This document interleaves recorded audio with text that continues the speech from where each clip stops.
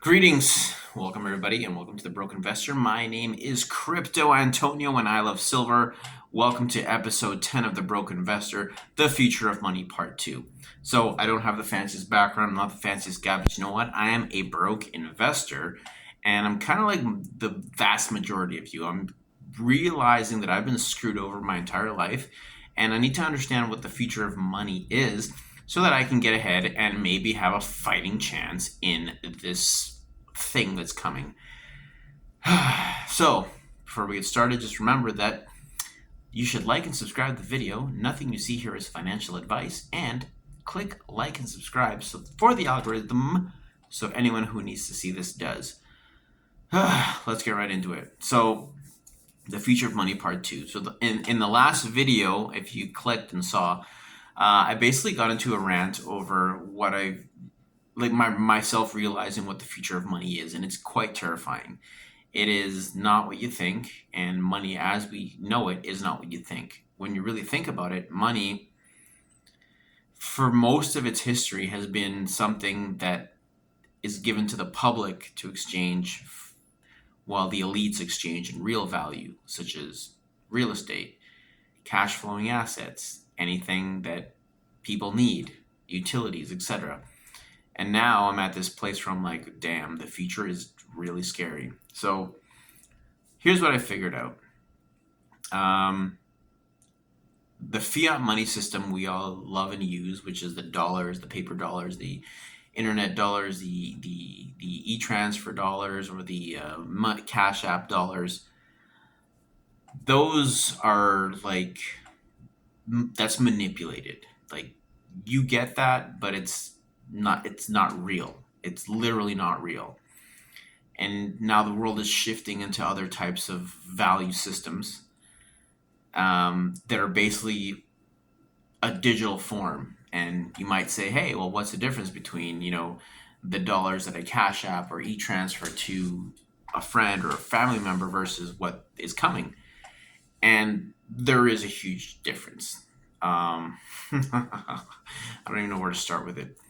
I guess you could say that the new system that's coming is basically here, and it's going to be kind of dressed up as a cryptocurrency where it's, oh, you have this wallet and the money goes directly to you.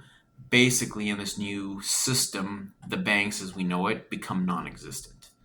It's going to be basically apps and the issuer of the money, and then the money gets to you and you use it where you're allowed to use it, because the new money that's coming is not going to be this free open system where as long as you have an internet, like a debit machine or an internet connected bank account, you'll be able to participate. It's going to be a much more controlled system with a totally, like, I don't even know how to explain it. I'm trying to like explain it to myself if I didn't know it, but it's basically going to be this. There's going to be, the current dollar system with Bitcoin, with crypto, with physical gold, and stable coins. That's the big one here, stable coins.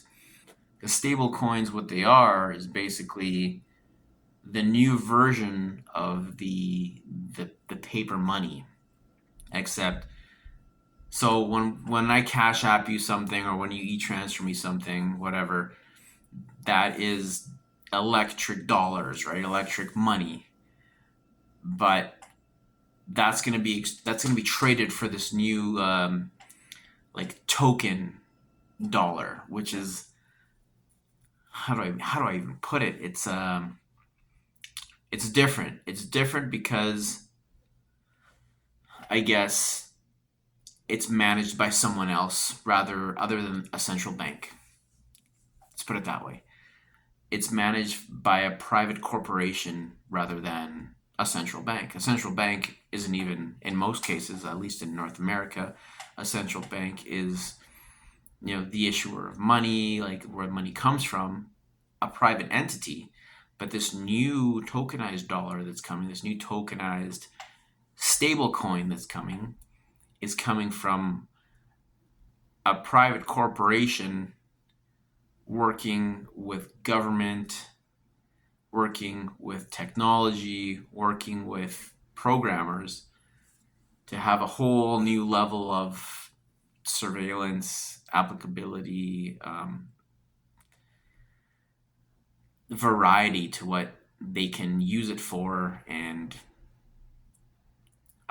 represent with it. It's going to be tied to identification. It's going to be tied to a wallet address. It's going to be tied to not just these digital bank accounts, where the custodian of the information is some bank. Let's say your Bank of America, your TD, your Wells Fargo, your Scotiabank. They will not be in charge of the information. It will now be more of this corporation that's been building that infrastructure with government. So government and corporation together. Oh man, it's messy. Like it's hard for me to explain because I'm so floored by it. But the future of money is quite murky, and it seems that everybody's been trying to fight this CBDC, central bank digital currency kind of thing system. Well, now that's not going to be the case. The functionality of what's coming will be the same, but the branding will be different. It will not be CBDC. It will be stablecoin issuance. It will be digital asset influence, digital assets and wallets. This crypto-esque narrative, or no, crypto-esque tone will be the new thing. And that's why I'm really urging people to get to know what is self-custody, what is Bitcoin, what is, all these other digital assets, because you need to get a grasp on it before the government comes to you and tells you need to have a grasp on it. Because if you can get a grasp on it before they tell you to do so, you will be in a better place because you have already understood the environment, understood, how this all works. And this video isn't necessarily for me to educate you on that. This is like more of this is what's coming and this is what we should know as plebs, basically, to kind of stay ahead and have a fighting chance in what's coming. So, with this whole stablecoin idea, there's going to be ID attached to it. Digital ID, global ID, I'm not sure. But I do know this. There's two ways this can go. It can go the route of they tell you what to do on this public rail system that is Web3, or you control what you do in this public rail system of Web3. And right now, we're at the point where these corporations and these governments have realized that this is a very good way to carry out whatever agenda X, Y, Z they want. The nature of this system, the Web3 system, is a decentralized, self-custodial, all financial inclusive narrative. And the corporations and hedge funds and managers and asset managers and all these, they want to turn that around and tell you how to use it under their surveillance, basically. So, if you can understand how to run a wallet, how to buy, sell digital assets on your own, you won't need that. Because it is a public rail system. Like, it is an open-ended kind of thing. And I know I'm really leaning into this whole like Web3 narrative right now, but I'm gonna try to hit the other points right away. Last video was me more like losing my mind and just being like, oh my God, this is actually coming. This is here. But I think if we can understand that the banks are going to go away, right? They'll exist in some way, shape, or form. But for the most part, they're going to just kind of be the ushers, like that take, like when you go to like a fancy play or a ballet, there's ushers that tell you where your seat are. That's what they're doing for the bigger asset managers. Terrible analogy. But tokenization is coming, and we are going to, I guess, accelerate into this new environment where if individuals realize they have the power, they will seize power. because on these public rail systems, which is Web3 blockchain, the Lightning Network, the Bitcoin network, the Ethereum network, cryptocurrencies are literally networks that anybody can participate on. And what's going to happen is these governments and these corporations are going to be like, well, you can use it how we tell you to use it. And most people will be like, yes, I will do it how you tell me to do it. Because people have this unbreakable bond with dominance in the television and media and being told how to act and behave. But if you take it upon yourself to learn how these systems work, you will have a step ahead. You will have an edge. You will know how to manage these assets, how to get them, how to sell them and buy them without this big brother tokenized system hanging over you. Now, that's just me talking about, let's just say we live in a world where you can go out and buy your gasoline in a cryptocurrency. Here's the wallet address, do it. I don't know if it's going to be to the point where every vendor that's being taxed by government will have to implement a specific system that you will have to submit your ID to participate with, to buy and sell from. Different altogether. Now we're getting into the question of self-reliance, self-sufficiency, self-decentralization, independence, and basically breaking out of, like, my mind is spinning as I speak, like, because all I've ever known was go to work, get your paycheck, e-transfer here, Cash App this, eBay, credit, whatever. But now it's like, okay, well, what actually happens when the next thing comes through? Because universal basic income and all these things, all these terms are being thrown around. They're coming, like, they're coming fast. And that's why the future of money is this multi-layered system of, I say, confusion for the masses, because you have people right now that they're working themselves head over heels to be customers to a commercial bank so the bank can make money off them to make profits for their shareholders, while they think they're growing the economy and being good citizens by buying land next to their grandparents or next to someone that has sentimental value in a system that views them as just a commodity, a cash generating asset. It's a business. So what is the future of money?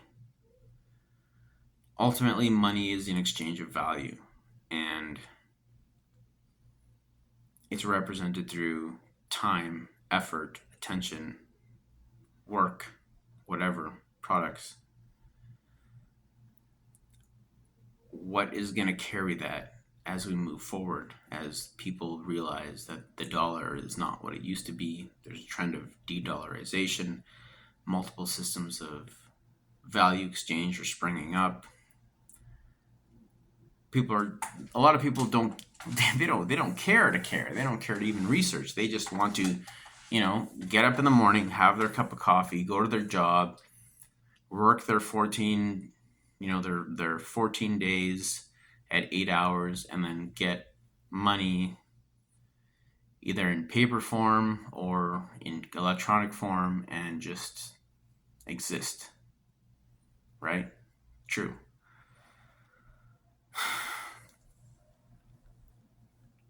I don't know if that's going to exist.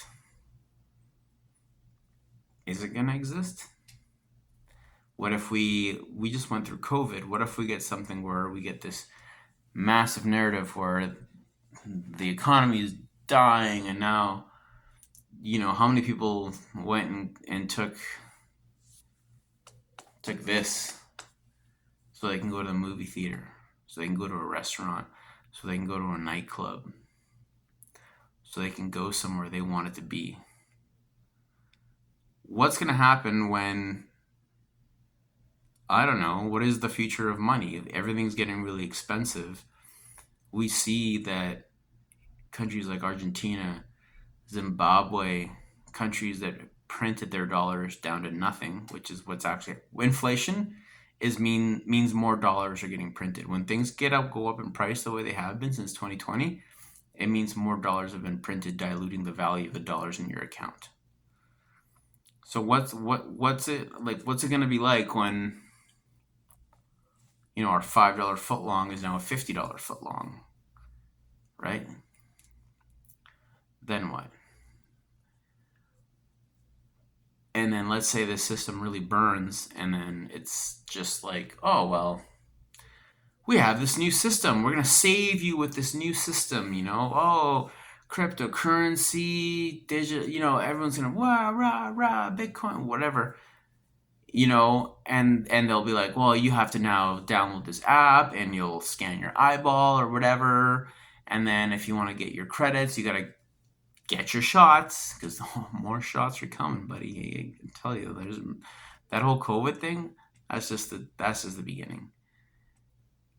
I'm worried because the future of money is not just the future of being able to exchange. The future of money is this whole subset of behaviors that you're going to have to succumb to. So do you stand up and say, I will understand the new rails, the new system that this is all being built on, and understand how to transact in crypto, understand how to express value in multiple forms? Or are you just gonna keep your head down, stay on the hamster wheel, watch the news, let it affect you, and let that dictate your life? Because the future of money is ultimately the future of human behavior, whether you want to acknowledge it or not. It's pretty upsetting to me. Even just like hearing myself talk, I'm like, this is coming.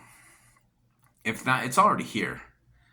And you just got to look to China. You just got to look to the east, the far east, to see what they're building over there. Social credit scores.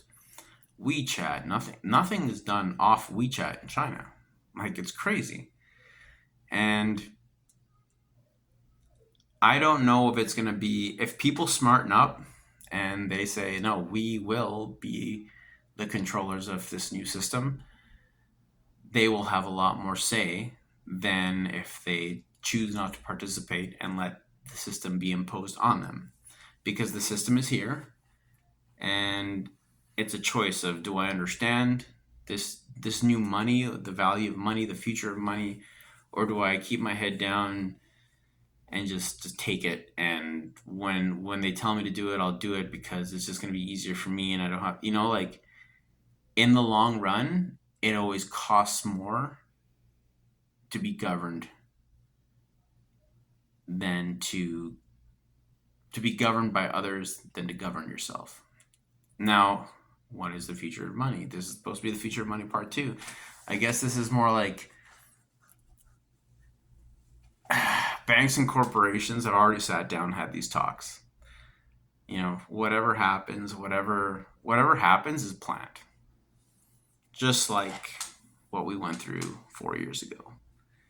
You think that was spontaneous? Do you think all the airlines and governments and public agencies of the world decided to shut down all together at once within weeks of each other? You think that was just, that's a coordinated global effort? And if you think that's not going to happen again, you got to look at yourself in the mirror and shake your head. Because the next front is going to be the money. So, like, what is the future of money? What is the future of value and exchange? Oh, now I know that's a lot to take in, but I think that really is what we're looking at right now. We're looking at private money issuers, your circles, your stable coins, your tethers, public money issuers. I don't know, what is that? Central banks? Who is that? Because there's going to be 2 systems. There's going to be the you and me system and the they them system. No pun intended. But yeah, it's going to be this like very transnational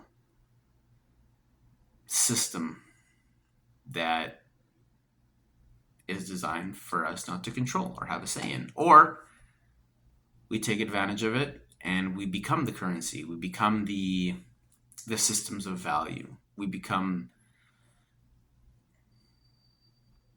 I guess you could say, ungovernable, because you govern through money and power. Anyways, whatever. Oh my God, what's the future of money? What is? Can you tell me what the future of money is? Because I feel like I don't even know anymore. All I know is that I live in this system where the money is just like printed to nothing, and I go to the gas station, and every time I do, it costs me more dollars. Yet I'm not making more dollars, and everything is more dollars and more dollars and more dollars. And I don't even know. I'm just getting upset at this point. But I think the future of money, part 2, means understanding where the money that we've always been attracted to come from. I'll give you an example. In Canada, or anywhere that accepts immigrants, really, America, Europe, UK, Spain, Italy, you get an influx of migrants coming in. These people come in from these other countries, and the red carpet is rolled out to them. They show up, and they'll get a lot of like public benefits, and they'll get a lot of money, because they are the new money. They're the new people in the economy spending taxpayer money to create more wealth by getting into debt. You see how it works? I met guys that just showed up in this country with nothing. They go out and get like $120,000 loans, buy all these cool things that I wish I had, and they feel like they're the kings of the world because now they got loans to buy things. And they pull up next to me, they're like, ah ha ha, your car is shitty, my car is nice. And that's the new money, right? The new value credits, the new value credit. I don't know, man. It's depressing. And it's so hard to explain that to some people. It's like this is what we're trading our time and energy and attention for. So how can we store our value in something that's not going to get eaten away and die? There's a few answers for that. Bitcoin, gold, some people say real estate. What is the future of money? Is real estate money? Oh, I know multi-millionaires. That's all their portfolio is real estate, right? They've lived in a time of great success in real estate. But at the end of the day, for me, real estate isn't finite. It's not it's not scarce. You can build more all the time, and you can build cheaper and crappier and like less. And I see the value in that, but with so much like corner cutting in this society, like, is that the best way to value it out? Because at the end of the day, who's the intermediary? Oh, it's a bank, a commercial bank. Oh, here's the credit loan. So yeah, if you own it, great, because you get this credit loan, and then you build it, and then you get people that are going to work for actual dollars giving it to you to give it back to the intermediary, which is the bank. Now, what if there is no intermediary? What if the bank is gone? Because we have stable coins. Then what? What happens to real estate? Is it tokenized? Is it the people that own it in full? Are they in control? Like, I don't even know what that looks like. I think we're gonna have a Future of Money Part 3. I think that we're just gonna change the name of this flipping channel to the Future of Money, because like I'm floored. I'm floored, and like I said in the last episode, like it's a regular guy, equipment operator, single dad, trying to get ahead, trying to sell stuff, trying to trade, trying to like make content, trying to like bring other people to wake other people up, basically.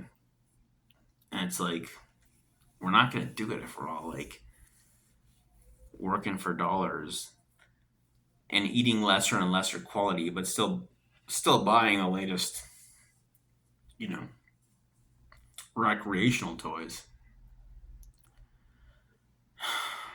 Man, I don't even know what to say. I really don't. If you're still around, are you still around? Is anybody still here with me? Probably not, man. I bore a lot of people with this channel. I bore a lot of people, I tell you. Oh, but you know what? I think these things need to be said. A lot of things that need to be said are going to be said here, and we're never in the we're never trying to put anyone down. Whether you came here from another country in the last 4 years, whether like it, we're not trying to pick on anyone specifically. This is about realizing the situation we're in, like who is pulling the strings and what is actually happening and how we all fit into it. Because I mean, like if people hoorah and hoorah politicians all day, and then it's like, okay, well, what have they done for you? What have you done for you? You know, like what are you? Have you brought value? Are you? Anyways, I'm probably just gonna end it here because I'm just ranting and I'm just generally upset if you can't tell. But yeah, the future of money part two. It doesn't look good. At least, at least I can say that the money has never been good for people. It's always been somewhat of a system of control, especially in the fiat system. You know, printing, printing, printing. Is money a system of control? Absolutely. So what's the next phase of it? Where does it go next? And then we have cryptocurrencies. I think the next when this whole system implodes, because it is gonna implode, it's designed to implode. That's gonna be the savior. They're gonna say, oh, you know, digital assets and open ledger technology, and this is the new thing, and people, something will be created where people will become so desperate where they will sign up for it. Oh, can you imagine? Like most of the people in my category are living off credit and are in debt. They have homes, but they don't own them all yet. They just have a loan and a promise to own. They buy things on credit, and it's just what's going to happen when all those people, you know, dual income households that like to spend money, go on vacations, buy toys, and feel wealthy. What's going to happen to them and all their neighbors and friends? Most of the people I know are like that. When they can't do those things, and then they say, "Oh, here's a solution. All your money in the bank, cool. That doesn't exist anymore. We're going to give you this new system where you sign up for scan your retina, scan your finger, whatever. It's going to be an ID tied system. Like it will be a fully ID tied system. Like right now, you give your ID to the bank and they look at it and they put your name in a computer. This will be like a biometrically connected system, and that biometric data will be like cross-platform across anything you do, everything you do. They will say yes, as long as I get to drive my Can-Am or my Polaris. I just bought the snowmobile. And there's a lot of people way smarter and way more better off than that. But I mean, like, they're all gonna say yes. So that's future of money. Is it control? Is it freedom? Learn the new systems of Web3, because I think that's the key. Precious metals, Web3, and cash flowing assets. Whether that cash flows in fiat, whether that cash flows in stable coins, whether that cash flows in Bitcoin, Ethereum, Solana, whatever. Anything that's infrastructure will always kind of earn, unless it's in debt with a bank. It can't be seized. If it's yours, I don't know. Like, and so if you have, let's say I'm a guy and I have a loan from a bank, I got let's say a 10 unit apartment block, whatever, and I've only paid my loan out. I've only paid 30% of my loan, but I'm generating cash out of it.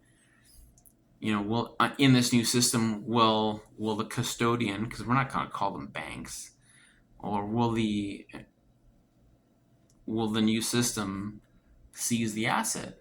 Will it acknowledge my 30%? Will it tokenize it? Will it tokenize it, giving me the 30% share? Do you know what tokenization even is? Do you know? I'm not getting into it today because I feel like I'm way over my head with a bunch of stuff. But anyway, the future of money, part 2. Hope you loved it. First part, I lost my mind. Second part, I'm just depressed. There probably will be a part 3 because I think tokenization is a big part of this conversation. So, yeah, welcome to the Broken Vector. The Broken Vector. It is a broken vector, and I am the broke investor.